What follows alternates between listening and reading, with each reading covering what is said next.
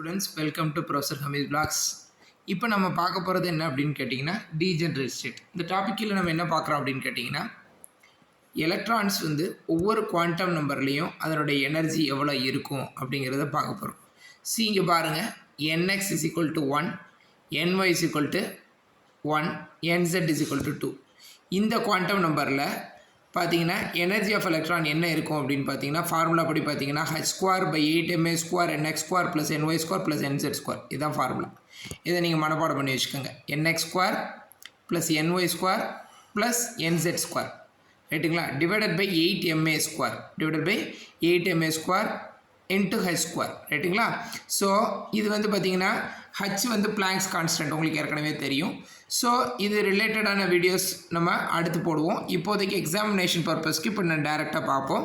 So இப்போ nxங்கிறது 1, nyங்கிறது 1, nzங்கிறது 2. So apply பண்ணோம் அப்படின்னு கேட்டிங்கன்னா 1² + 1² + 2². அப்போ போட்டோம்னா உங்களுக்கு அரௌண்ட் பார்த்தீங்கன்னா 6 வரும். சரிங்களா, 6h²/8ma² வந்துடும். சரிங்களா, இது 1வது நம்பர் ஈக்குவேஷன் வச்சுக்கிறோம்.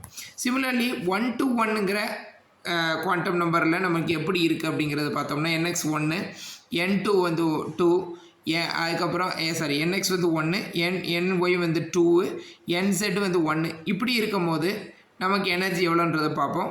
h²/8ma². அதே மாதிரி இதில் இதை ஃபுல் மூணையும் ஸ்கொயர் பண்ணுங்கள். 1² + 2². இங்கே பாருங்கள், 1² + 2² + 1² போட்டிங்கன்னா 1 + 4 + 1 6. அப்போ 6h²/8ma². ரெண்டும் ஒரே இதுதான் வருது, ரைட்டுங்களா. ரைட். இப்போ அடுத்து பாருங்கள், E2121 போடுங்க. E211 பாருங்கள். 211 பார்த்தீங்கன்னா அதே மாதிரி 2² இந்த இருக்குல்ல இந்த நம்பர் 2². இந்த 211ல் 2 வந்து ஸ்கொயர் பண்ணுங்கள். 2² 4 ஆயிரும். அதுக்கப்புறம் பார்த்தீங்கன்னா 1² பாருங்கள் 1 ஆயிரும். அதுக்கப்புறம் 1² 1 ஆயிரும். அப்போ 6h²/8ma².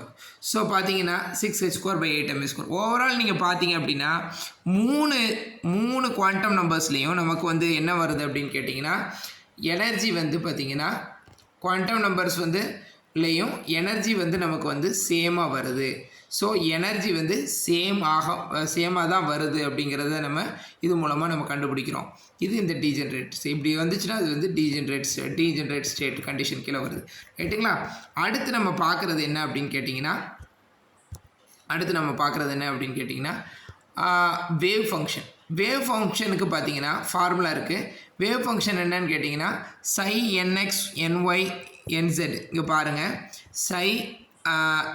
nx ny nz is equal to √8/a³ into sin nx pi x by a sin ny pi y by b sin nx pi z nz pi z by c.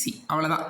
√8/a³ போட்டுக்கிட்டு sin nx pi x by a sin ny pi y by b sin nz pi z by c. இந்த formula அப்படியே apply பண்ணுங்கள். So அதே மாதிரி அதே number quantum நம்பரில் நீங்கள் apply பண்ணுறீங்க. ஸோ 112 போட்டிங்கன்னா அதில் பார்த்தீங்கன்னா சப்ஸ்டியூட் பண்ணிங்க அப்படின்னா nxக்கு பதிலாக 1 போடுங்க, nyக்கு பதிலாக 1 போடுங்க, nzக்கு பதிலாக 2 போடுங்க. அப்ளை பண்ணிங்கன்னா √8a³ அப்படியே வந்துடும். 8/a³ sin nங்கிறது 1ங்கிறதுனால sin pi y by a sin pi y by b sin இதில் வந்து nzக்கு பதிலாக 2 வருது இல்லையா. அப்போ sin 2πz by c உங்களுக்கு தெரியும்னு நினைக்கிறேன். அப்ளை பண்ணுங்கள், சரிங்களா. sin 2πz by c கிடைக்கும், ரைட்டுங்களா. சிமிலர்லி 1 to 1 போட்டிங்க அப்படின்னா அதே மாதிரி first sin n pi x by aங்கிறது n1ங்கிறதுனால sin pi x by a, அதுக்கப்புறம் sin 2πy by b sin πz by c substitute பண்ணோம்னா கிடைக்குது. அதுமாதிரி sin அதுக்கப்புறம் pi211 போட்டிங்கன்னா √8/a³ sin 2πx by a sin 2πy by b sin πz by c கிடைக்குது. So மூணையும் பார்த்தீங்கன்னா different combinations of quantum numbers போட்டப்போ எனர்ஜி வந்து பார்த்தீங்கன்னா எனர்ஜி சேமாக இருந்துச்சு. எனர்ஜி நம்ம ஏற்கனவே பார்த்தோம் சேமாக இருந்துச்சு. ஆனால் வேவ் ஃபங்க்ஷன் பார்த்தீங்கன்னா டிஃப்ரெண்ட்டாக இருக்குது. டிஃப்ரெண்ட் குவாண்டம் நம்பர்ஸ் கொடுக்கும் போது எனர்ஜி சேமாக இருக்குது, வேவ் ஃபங்க்ஷன் டிஃப்ரெண்ட்டாக இருக்குது. இதுக்கு பேர் தான் என்ன அப்படின்னு கேட்டிங்கன்னா டீஜென்ரேட் ஸ்டேட். இது one of the important question asked in university questions. Thank you.